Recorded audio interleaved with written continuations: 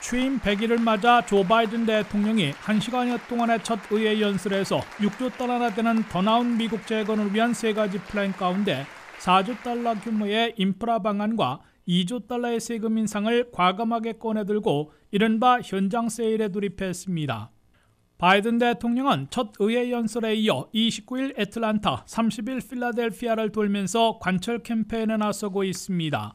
바이든 대통령은 1조 9천억 달러 규모의 첫 번째 미국 구조 계획을 시행해 백신 접종 등 코로나 바이러스에 강력 대응하고 미국민들의 삶과 미국 경제를 회복시키는 성과를 거두고 있음을 강조하고 있습니다. Together we passed the American Rescue Plan. We're already seeing the results. We will have provided over 220 million COVID shots in those 100 days. 더 나은 미국 재건을 지속 추구하기 위해 두 번째 2조 2,500억 달러 규모의 사회 인프라 일자리 방안을 제시한 데 이어 세 번째 1조 8천억 달러 규모의 인적 인프라 가족 방안의 세부 내용을 설명하며 지지를 요청하고 있습니다.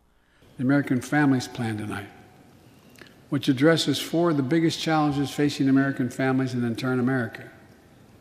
First is access to good education.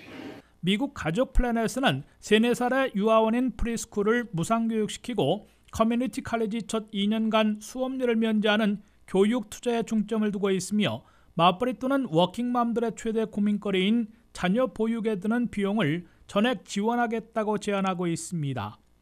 병가, 출산휴가, 육아휴가, 가족 돌보미 휴가에도 봉급을 받을 수 있도록 12주 동안의 유급휴가를 연방에서 지원해 통상임금의 80%, 월 4,000달러까지 제공하겠다고 제시하고 있습니다.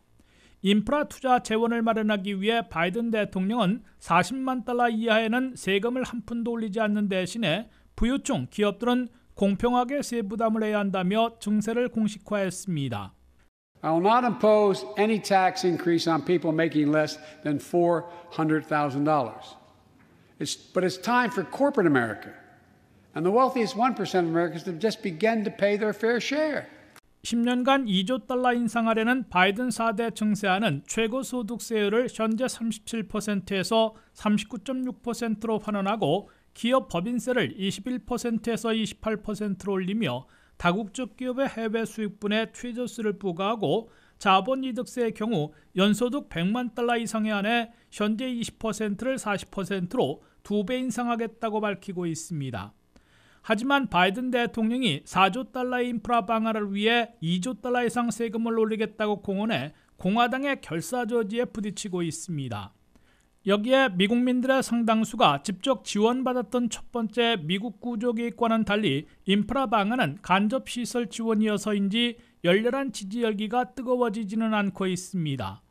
오히려 주로 저소득층에 대한 지나친 거대 정부 개입과 마구 퍼주기로 일하지 않으려는 사람들이 확산되고 국가 부채가 눈덩이처럼 불어나며 대규모 세금 인상에 따른 기업 경쟁력 약화, 고용 차질, 증시 폭락 등 역작용이 우려되고 있습니다.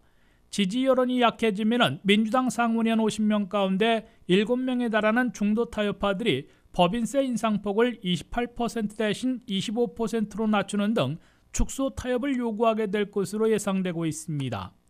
바이든 대통령은 현장 세일에도 불구하고 공화당의 지지를 얻기는 불가능에 가까워 규모를 축소 조정해 민주당만의 결집을 이뤄 6월과 7월, 8월 사이에 독자 가결하게 될 것으로 보입니다. WKTV 뉴스 한면택입니다.